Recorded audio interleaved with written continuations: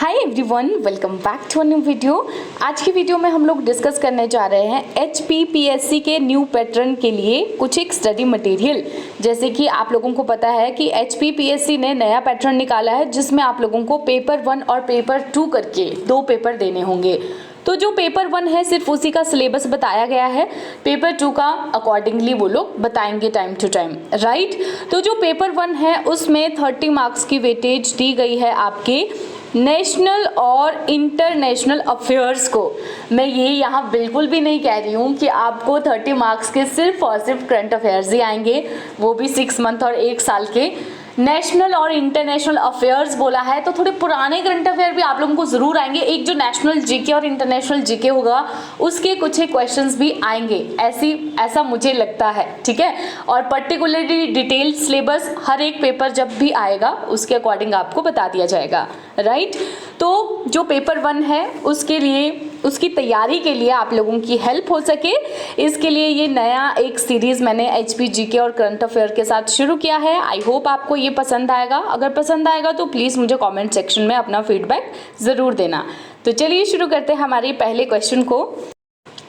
पहला हमारा क्वेश्चन है यहाँ पर, वर्ल्ड लेप्रोसी डे कब सेलिब्रेट किया जाता है। तो ये जो विश्व कुष्ठ दिवस है हमारा, यहाँ पर आपको ऑप्शन दे रखे हैं, पहला रविवार, दूसरा, तीसरा या फिर आखिरी जनवरी का। तो सही आंसर इसका हो जाएगा हमारा जनवरी का आखिरी रविवार। थीम भी इंपॉर्टेंट होती है इन डेज की। तो जो इस बार की थीम थी वर्ल्ड लेप्रोसी डे की थी वो थी एक्ट नाउ एंड लेप्रोसी, ठीक है, act now and leprosy. Next, who is current president of Brazil. Brazil के नए प्रेसिडेंट कौन बने हैं। यहाँ पर आपको ऑप्शंस दे रखे हैं और इनमें आपका सही आंसर है option B, Luiz Inacio Lula da Silva, right. How many Andaman islands were named after Paramvir Chakra awardee. हमारे जो PM हैं उन्होंने क्या किया है कि जो अंडमान आइलैंड्स थे, जिनके अननेम्ड आइलैंड्स थे, उनके नाम रखे हैं भारत के जितने भी परमवीर चक्र अवॉर्डी हैं उनके नाम के ऊपर ये रखे गए हैं। तो ये टोटल थे आपके 21 के नाम रखे थे। और प्राइम मिनिस्टर नरेंद्र मोदी ने ये किया था जब हमारे जो नेताजी सुभाष चंद्र बोस हैं उनकी बर्थ एनिवर्सरी के ऊपर ये किया गया था। तो एक तरह से उनको ट्रिब्यूट ये दिया गया है। और एक रॉस आइलैंड है, इसको याद रखना, रॉस आइलैंड है, उसका नाम रखा गया है नेताजी सुभाष चंद्र बोस आइलैंड। हैवलॉक और नील आइलैंड्स थे, इनका नाम अब रखा है स्वराज और शहीद आइलैंड्स, ठीक। तो 21 परमवीर चक्र अवॉर्डी के नाम पर ये 21 आइलैंड्स का नाम रखा गया है अंडमान एंड निकोबार। ये जब हुआ था तो हमने न्यूज़ में डिस्कस किया था, इसमें हिमाचल के भी कुछ एक लोग हैं। आप बताना मुझे हिमाचल के कितने परमवीर चक्र अवॉर्डी हैं जिनके नाम के ऊपर रखे गए हैं अंडमान एंड निकोबार आइलैंड्स के नाम। Next question, in which of the following reason Indian Navy's major operational level exercise TROPEX for the year 2023 was conducted। किस रीज़न में इंडियन नेवी का जो एक मेजर ऑपरेशनल लेवल एक्सरसाइज होती है जिसका नाम है ट्रॉपेक्स, इसको भी याद रख लेना पहले तो कि ट्रॉपेक्स है क्या। इंडियन नेवी का मेजर ऑपरेशनल लेवल एक्सरसाइज है और 2023 में कहाँ पर कंडक्ट करवाया गया। नीचे आपको कुछ एक ऑप्शंस दे रखे हैं और इसमें आपका सही आंसर है यहाँ पर Indian Ocean region. Indian Ocean region में इस एक्सरसाइज को यहाँ पर कंडक्ट करवाया गया था। Next, Which of the following is India's first indigenously built destroyer? Bharat का पहला भारतीय टेक्नोलॉजी के साथ बना हुआ, भारत में ही बना हुआ जो डिस्ट्रॉयर है वो कौन सा है। यहाँ पर नीचे आपको ऑप्शंस दे रखे हैं, इनमें से सही आंसर है आपका यहाँ पर INS दिल्ली, ठीक। तो ये जो INS दिल्ली है ये न्यूज़ में क्यों आया हुआ था। ये न्यूज़ में इसलिए आया बिकॉज ये जो भारत में बना हुआ पहला डिस्ट्रॉयर है, इसने विजिट किया था ट्रिंकोमेलाई श्रीलंका को 15 से 17 जनवरी 2023 में। और जब ये ट्रिंकोमेलाई में रहे तो इन्होंने क्या किया, बहुत सारी एक्टिविटीज़ में पार्टिसिपेट किया श्रीलंका नेवी के साथ, जैसे कि प्रोफेशनल और social interactions, cross deck visits और स्पोर्ट्स फिक्सचर्स, इन सारी एक्टिविटीज़ में पार्टिसिपेट किया हमारा जो पहला बना हुआ डिस्ट्रॉयर है भारत में। और ये जो शिप है ये इंडियन नेवी की ईस्टर्न फ्लीट जो विशाखापत्तनम में है उसका पार्ट है। किसके अंडर काम करता है? Flag officer commanding in chief eastern naval command के अंतर्गत ये काम हमारा करता है। ठीक, यहाँ पर आप लोगों को यहाँ पे ये ऑप्शन 1 दे रखा है ना, ये आईएनएस रंजीत। आईएनएस रंजीत जो है ये पहला डिस्ट्रॉयर है जो इंडियन नेवी में लाया गया था, लेकिन ये भारत में नहीं बना हुआ है, ये यूके में बना हुआ था। ठीक, यूके में बना हुआ पहला डिस्ट्रॉयर है जो इंडियन नेवी में लाया गया था। Next, who among the following is youngest ever batsman to blast a double 100 in history of ODI cricket? ODI cricket की हिस्ट्री में दोहरा शतक लगाने वाले सबसे कम उम्र के बल्लेबाज कौन से हैं एक दिवसीय क्रिकेट में? तो ये बन गए हैं आपके जनवरी 2023 में शुभमन गिल। ठीक, next question, who among the following person got federal bank literary award 2023? Federal bank literary award 2023 किसको मिला है? तो ये यहाँ पर मिला है के वेणु को। के वेणु जो हैं वो एक राइटर हैं, और ये अवार्ड ना, वैसे ये जो फेडरल बैंक लिटरेरी अवार्ड ये 2022 है। ठीक है, तो आपको ऐसे भी क्वेश्चन में आ सकता है कि फेडरल बैंक लिटरेरी अवार्ड 2022 किसको मिला है? तो के वेणु को मिला है, बिकॉज ये 2023 में दिया गया, इसीलिए दिया इनको 2023 में गया है, इसलिए यहाँ पर 2022-23 में कोई भी डेट आपको पूछी जा सकती है। तो ये जो के वेणु है, इन्होंने एक ऑटोबायोग्राफी लिखी है जिसका नाम है औरन वेंकटेश्वर नंदिते, ठीक है, कथा। इसके लिए इनको ये फेडरल बैंक लिटरेरी अवार्ड 2022 मिला है।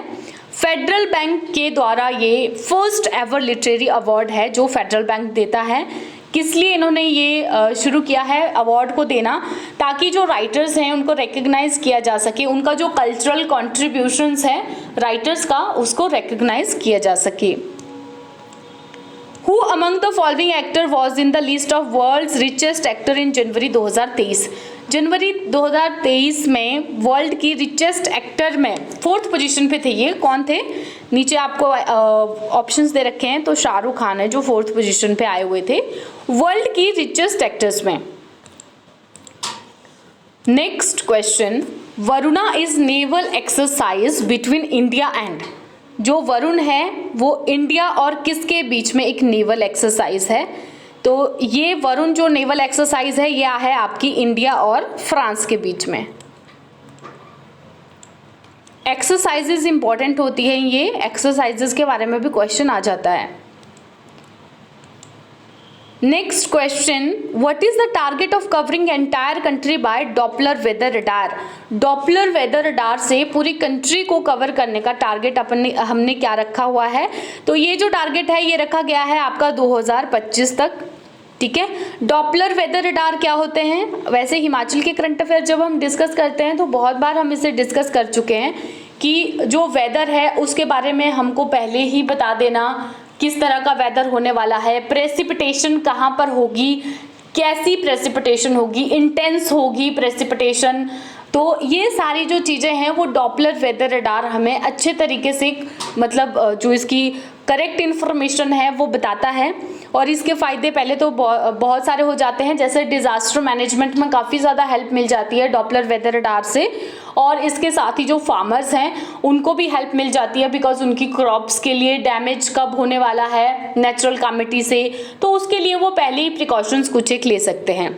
तो ये 2025 तक किया गया है। हिमाचल में कहाँ कहाँ लगाए गए हैं? हिमाचल में पहला जो था वो शिमला में लगाया गया था, दूसरा और तीसरा आपका एक तो मंडी में लगाया गया है, मुरारी देवी में, जोत चंबा में लगाया गया है। ठीक, in which of the following places India's first centre of excellence in online gaming to be set up? नीचे आपको कुछ एक ऑप्शंस दे रखे हैं, इन ऑप्शंस में से इंडिया का first centre of excellence online gaming के लिए कहाँ पर बनाया जाएगा पहला उत्कृष्टता केंद्र? तो ये आपका बनाया जाएगा शिलोंग, मेघालय में। ठीक है, और इसे एस्टेब्लिश किया जाएगा डिजिटल इंडिया स्टार्टअप हब के अंतर्गत। और एम क्या है इसका? एम इसका ये है कि जो पूरा आपका नॉर्थ ईस्ट रीजन है उसमें जितने भी आपके स्टार्टअप्स हैं, एंटरप्रेन्योर्स हैं, उन सबको बढ़ावा देना, और जो ऑनलाइन गेमिंग इकोसिस्टम है उसको नेक्स्ट जनरेशन के तौर पर बिल्ड करना, बनाना। Next, Mughal garden of Delhi is renamed as, जो दिल्ली का राष्ट्रपति भवन में मुगल गार्डन है उसका नाम क्या रखा गया है? नीचे आपको ढेर सारे ऑप्शंस दे रखे हैं, 4 ऑप्शन, तो इसका सही आंसर है हमारा अमृत उद्यान। पहले इसको बोलते थे मुगल गार्डन, अब इसका नाम रखा गया है अमृत उद्यान। Next, from which of the following country चीता वॉज री इंट्रोड्यूस टू इंडिया? किस कंट्री से चीता को री इंट्रोड्यूस किया गया है? तो री इंट्रोड्यूस किया गया है इसे साउथ अफ्रीका से। साउथ अफ्रीका और नामीबिया से कुछ 20 चीते लाए गए थे भारत में, री इंट्रोड्यूस करवाया गया था इनको, और इंडिया के कूनो नेशनल पार्क में इन्हें लाया गया था। ये जो कूनो नेशनल पार्क है आपका, ये कहाँ पर है? एमपी में है। वैसे जो राजस्थान है ना उसकी बाउंड्री के साथ ये लगती है, इसकी बाउंड्री यहाँ पर सवाई माधो सिंह वाला एरिया है, वहाँ सवाई माधो सिंह जो है उसके साथ ही लगती है बाउंड्री है कूनो नेशनल पार्क की। और भारत में 1952 में ही इसे एक्सटिंक्ट करार दे दिया गया था, मतलब विलुप्त हो गया था ये 1952 में ही भारत में। अब 2000 अब जाकर के इसको फिर से री इंट्रोड्यूस कर दिया गया है। वैसे भी इसे वल्नरेबल स्पीशीज माना जाता है। साउथ अफ्रीका को जाना जाता है चीताज के लिए, लेकिन इसे फिर भी साइट्स में रखा गया है अपेंडिक्स 1 में, ठीक। लोकल एक्सटिंक्शन हो गई थी इसकी, कैसे हुई थी? ओवर हंटिंग से और लॉस ऑफ हैबिटेट में 1952 में। नेक्स्ट क्वेश्चन, और ये जो चीता है इनसे रिलेटेड अगर आपने अभी रिसेंटली न्यूज़ पढ़ी होगी तो उसमें ये आया हुआ था कि जैसे 20 ये लेकर आए थे ना वहाँ से, तो इनमें से 3 की डेथ हो गई है। अभी रिसेंटली 1 की डेथ हुई है, तो ये पता लगा 3 की डेथ हो गई और 4 नए पैदा हुए हैं। एक है सियाया करके जो फीमेल है चीता, उन्होंने 4 शावकों को जन्म दिया है। तो टोटल 20 थे, 20 में से 3 बड़े मर गए, कुछ को बैक्टीरियल और वायरल इन्फेक्शन ऐसा कहा जा रहा है, और एक को ऐसे लग रहा था कि चोटें लगी हुई है, मतलब उनकी खुद की लड़ाई होगी आपस में, तो इस वजह से 3 उसमें मर भी गए थे। Next, Who among the following won man single in Indian open badminton championship 2023? Man single का जो खिताब है वो किसने जीता? ऑप्शंस दे रखे हैं नीचे, तो इसका सही आंसर है हमारा ऑप्शन बी, कुनलावुत विदितसरन। ये जो पहला ऑप्शन है ये एक फीमेल है, आन सियोंग, ये इन्होंने जीता था वुमेन्स सिंगल, ठीक है, वुमेन्स सिंगल जीता था इंडियन बैडमिंटन चैंपियनशिप 2023 में। तो दोनों ही इंपॉर्टेंट है। इंडियन ओपन बैडमिंटन चैंपियनशिप 2023 में वुमेन्स सिंगल का खिताब जीता था आन सियोंग ने, और मैन सिंगल का जीता था कुनलावुत विदितसरन ने। Next, who has become first woman officer posted on foreign assignment in the border road organisation? सीमा सड़क संगठन में विदेशी असाइनमेंट पर तैनात पहली महिला अधिकारी कौन बनी है? यहाँ पर ये जो सारे दिए गए हैं सारे ही वैसे वुमेन आर्मी ऑफिसर्स हैं, बट इसमें कैप्टन सुरभि जखमोला पहली ऐसी अधिकारी बन गई हैं जिनको विदेशी असाइनमेंट पर बीआरओ में तैनात किया गया है। Which of the following state has become first fully digital banking state in country? पहला पूर्ण डिजिटल बैंकिंग राज्य कौन सा बन गया है? तो ऑप्शन सी यहाँ पर करेक्ट है आपका, केरला बन गया है। Which of the following Indian origin woman become first female Sikh judge in America? भारतीय ओरिजिन की पहली सिख जज कौन है अमेरिका में? तो ये बनी है आपकी Manpreet Monika Singh. From which place world's longest river cruise MV Ganga Vilas was launched? किस जगह से जो वर्ल्ड का लॉन्गेस्ट रिवर क्रूज है, पहले तो ये भी याद रख लेना आप लोग कि वर्ल्ड का लॉन्गेस्ट रिवर क्रूज कौन सा है? MV गंगा विलास। तो ये आपका लॉन्च किया वाराणसी से, हमारे जो पीएम हैं उन्होंने वाराणसी से इसे लॉन्च किया था। वैसे इसमें जो यात्रा करेगा ना पर्सन, लगभग उसका एक पर्सन का जो खर्चा आएगा वो 20 लाख के करीब आएगा। अभी डिब्रूगढ़ यहाँ पे मैंने एक ऑप्शन दे रखा है ना, डिब्रूगढ़ में अभी रिसेंटली डिब्रूगढ़ में इसकी मतलब जब ये लॉन्च किया था उसके बाद जब ये चला डिब्रूगढ़ में कल्मिनेट हुई थी वहाँ पे इसकी यात्रा। In which state world's first museum of palm leaf manuscript was set up? किस डिस्ट्रिक्ट में वर्ल्ड का पहला पाम लीफ मैन्युस्क्रिप्ट बनाया गया था? ताड़ के पत्तों की पांडुलिपियों का दुनिया का पहला संग्रहालय, तो ये भी आपका बनाया गया है केरला में। केरला में बड़ी सारी चीजें हो गई जो पहली हो गई। Who among the following is India's 79th chess grand master? इनमें से इंडिया का 79 चेस ग्रैंड मास्टर कौन बना है? तो ये है आपका एम प्रणेश। ये सारे अब भी आपके चेस के प्लेयर्स हैं। एम प्रणेश जो हैं वो तमिलनाडु से बिलोंग करते हैं। एक और नाम आपने सुना होगा, मद्रास टाइगर, दी मद्रास टाइगर। ये कहा जाता है विश्वनाथन आनंद को, जिनको विषय आनंद भी कहा जाता है।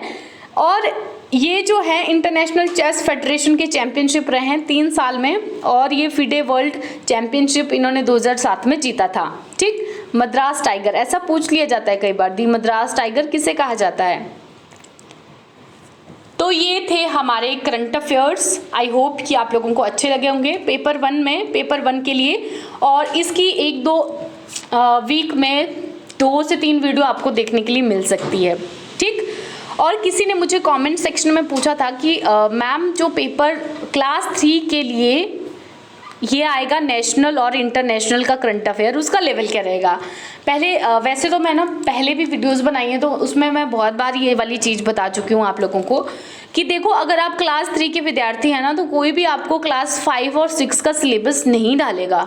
जो लोग आपका पेपर डालेंगे अकॉर्डिंग टू योर कैपेबिलिटी और जो जिस तरह का एग्ज़ाम है उसी के अकॉर्डिंग आपको क्वेश्चंस पूछे जाएंगे। तो नए पैटर्न से आप लोगों ने घबराना नहीं है। ऐसा तो नहीं है कि पहली बार आपको करंट अफेयर्स और नेशनल इंटरनेशनल जीके पूछी जा रही है, पहले भी पूछी जाती थी, अब थोड़ा ऑर्गेनाइज्ड वे में पूछी जा रही है, बस इतनी सी बात है सिर्फ। तो घबराने की ज़रूरत नहीं है। हाँ, इतनी चीज़ है कि आप लोगों को ज़्यादा फैक्चुअल चीज़ें याद रखने की ज़रूरत है, क्योंकि ये जो क्लास 3 के एग्जाम्स होते हैं इनमें मोस्टली अगर आप लोग सारी चीज़ें देखोगे ना, चाहे एसएससी के भी एग्जाम्स देख लो, तो फैक्चुअल चीज़ें इनमें ज़्यादा पूछी जाती हैं कंपैरेटिवली। अब आप ऐसे तो नहीं कह सकते कि एचएस और यूपीएससी जैसा आपको पेपर सेट कर देंगे ये लोग, जहाँ पे स्टेटमेंट्स में लंबी लंबी 4-5 लाइन की स्टेटमेंट्स दे रखी है करंट अफेयर से, जो समझ ही नहीं आता है कि ये करंट है कि स्टैटिक है। ठीक, तो उस तरह से तो आपको नहीं आएगा। यस, आप लोगों को फैक्चुअल जो है अपना स्ट्रॉन्ग रखना पड़ेगा, बिकॉज जैसे कि कोई पर्टिकुलर चीज़ है वो कहाँ पर बनी है। फॉर एग्जाम्पल, इस वीडियो में जितने भी क्वेश्चंस आपके साथ डिस्कस किए गए हैं ये सारे ही वैसे फैक्चुअल क्वेश्चंस ही हैं। तो इसी तरह के क्वेश्चंस आप लोगों को रेडी रखने हैं। और ये है कि कोई पर्टिकुलर टॉपिक है तो उसके बारे में थोड़ी सी डिटेल में तो आप लोगों को पता होना ही चाहिए, क्योंकि ऐसा ज़रूरी तो नहीं है ना कि आपसे यही पूछा जाए कि भाई जो फॉर एग्जांपल यहाँ पर 79 चेस ग्रैंड मास्टर कौन है, आपसे ये भी तो पूछा जा सकता है ना कि जो M Pranesh 79 chess grand master बने हैं वो किस स्टेट से बिलोंग करते हैं, तो ये भी पूछा जा सकता है। थोड़ी सी डिटेल आप लोगों को पता होनी चाहिए। तो आज की इस वीडियो में डिस्कस करेंगे इतना ही, जल्दी मिलेंगे नई वीडियो के साथ। वैसे ही बलोक्रा सीरीज़ भी शुरू की हुई है, उसकी वीडियोस भी आएंगी, उसकी भी वीक में 2-3 आपको मिलेंगी। अभी रिसेंटली ब्यास रिवर के ऊपर एक बनी हुई थी और नेक्स्ट भी आपको जल्दी देखने के लिए मिलेगी।